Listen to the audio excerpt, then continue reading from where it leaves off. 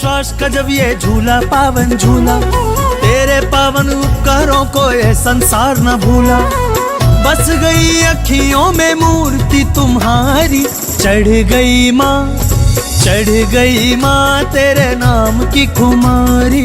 जय माता दी। हर महीने की तरह इस महीने भी माता रानी का बुलावा आ गया और फिलहाल हम पहुंच गए हैं जम्बू तवी। जी हाँ, मेरे पीछे आप देख रहे हैं, अभी हम मौजूद हैं जम्बू तवी बस स्टैंड के पास और यहाँ से हम कटरा की ओर रवाना होंगे। इस वीडियो में हम आप सबको माता रानी की यात्रा से संबंधित इस समय की नई जानकारी साझा करने वाले हैं। साथ ही साथ कटरा शहर से आपको दर्शन कराने वाले हैं, बताने वाले हैं मौसम कैसा है, क्या कुछ नया अपडेट है। तो आप सबको इस वीडियो को पूरा देखना है। अगर बात की जाए जम्मू की, तो जम्मू में काफ़ी गर्मी है इस समय। अब कटरा पहुंचने के बाद वहां का मौसम पता चलेगा, फिर हम आपको अपडेट करेंगे। इसके साथ साथ एक ज़रूरी सूचना आप सबके लिए, कल हम अपने इस यूट्यूब चैनल पर लाइव आने वाले हैं माता रानी के भवन से, जिसमें हम आपको घर बैठे माता रानी के लाइव दर्शन कराने वाले हैं भवन से। हो सकता है यूट्यूब का नोटिफिकेशन ना जाए, तो आप दोपहर में एक्टिव रहिएगा। हम दोपहर में लाइव करने की कोशिश करेंगे और आप चैनल को वॉच आउट करते रहिएगा, जिससे आप लाइव में जुड़ के माता रानी के दर्शन कर पाएँ। चलिए अब हमारी मुलाकात डायरेक्ट आपसे कटरा शहर में होगी। जय माता दी।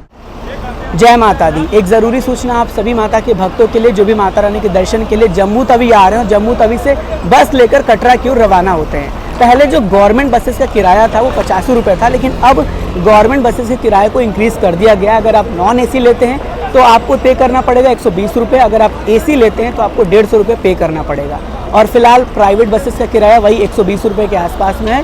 गवर्नमेंट का आपने बताया मैंने कि इंक्रीज़ कर दिया गया है। तो ये है जम्मू तवी का बस स्टैंड। और अगर आपको RFID कार्ड लेना है जम्मू में, तो वहाँ पे देखिए इधर से आपको जाना है और आगे ही जैसे आप निकलेंगे तो वो देखिए आपको दिख रहा होगा, ये है वैष्णवी धाम, जहाँ से आप RFID कार्ड ले सकते हैं। यहाँ पर बिल्कुल रश नहीं होता है, तो अगर आप यहाँ से भी लेना चाहते हैं तो आप बिल्कुल ले सकते हैं। चलिए आगे बढ़ते हैं और बहुत जल्द मिलेंगे एक और नई वीडियो क्लिप के साथ। तब तक कमेंट बॉक्स में जाकर जय माता दी लिख दीजिएगा।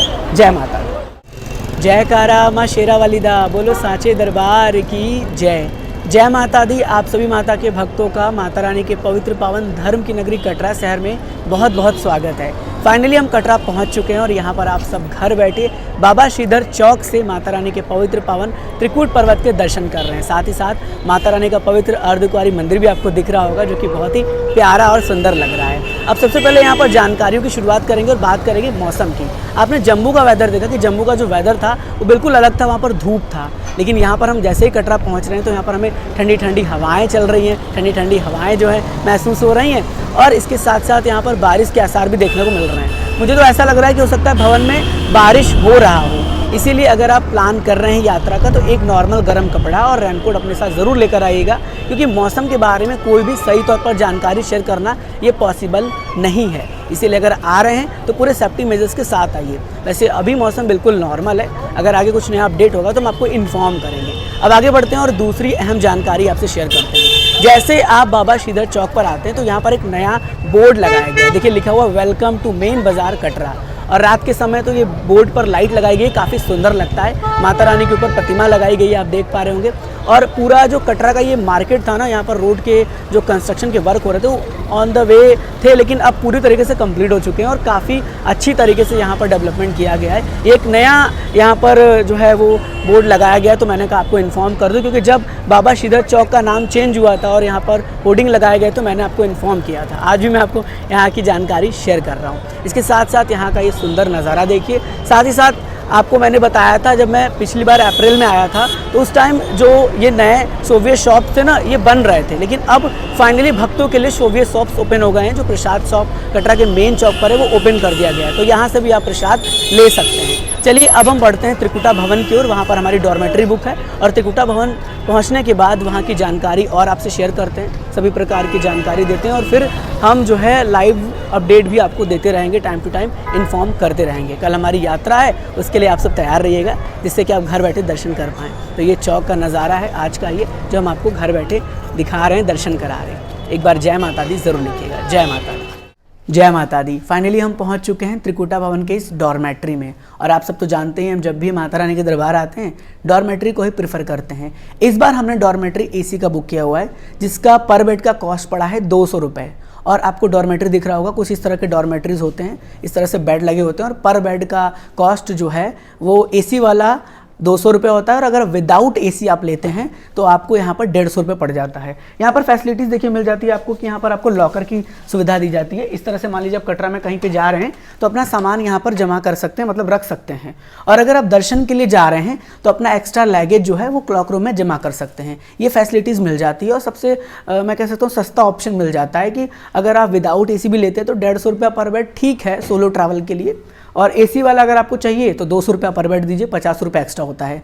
याद रखिएगा अगर आपने पहले से कोई बुकिंग किया हुआ है तो 1 अप्रैल से यहाँ पर लागू कर दिया गया है कि अगर आपका जो कॉस्टिंग था 150 रुपया एसी का वो 200 रुपये हो गया है तो आपको 50 रुपये यहाँ के पे करना पड़ेगा। और अगर आपने विदाउट एसी बुक किया हुआ तो वो जो है 100 रुपये था, लेकिन अब उसको 150 कर दिया गया, तो फिर आप उसके लिए भी 50 रुपये यहाँ पर आकर पे करेंगे अगर आपने बुकिंग पहले से किया हुआ है। इस बात का खास ख्याल रखिएगा।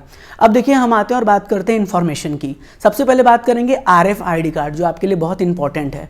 कोशिश करिए जैसे ही कटरा पहुंच रहे हैं, रेलवे स्टेशन हो, कटरा मेन चौक हो, निहारिका कॉम्प्लेक्स हो, ताराकोट मार्ग के स्टार्टिंग पॉइंट हो, हेलीपैड हो, या जम्मू में वैष्णवी धाम हो, यहाँ पर जाकर रजिस्ट्रेशन काउंटर से सबसे पहले RFID कार्ड ले लीजिए, क्योंकि RFID कार्ड ले लेंगे तो आप बिल्कुल फ्री हो जाएंगे और अपनी यात्रा बहुत आसानी से कर सकते हैं।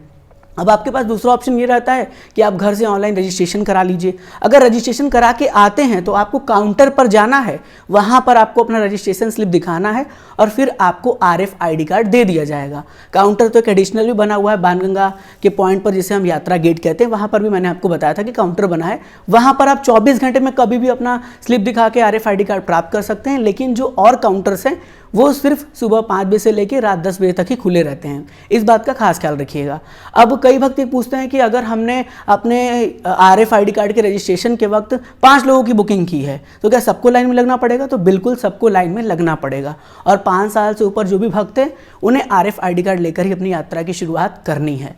वेदर के बारे में जानकारी मैंने शेयर कर दी। वेदर बदल रहा है, चेंज हो रहा है, इसलिए सभी प्रिकॉशंस के साथ आइए। अगर यात्रा की बात की जाए तो देखिए अभी भी मैंने नोटिस किया, जब मैं वापस कटरा चौक से यहाँ आ रहा था तो ज़्यादातर श्रद्धालु अपनी यात्रा शाम को शुरू कर रहे हैं, क्योंकि मौसम अच्छा है, धूप नहीं लग रहा है, इस वजह से वो शाम में आ रहे हैं। तो अगर आप रश से बचना चाहते हैं तो अर्ली मॉर्निंग सुबह में अपनी यात्रा की शुरुआत करिए 4 से 5 बजे के आसपास में, और आपको रश बिल्कुल नहीं मिलेगा।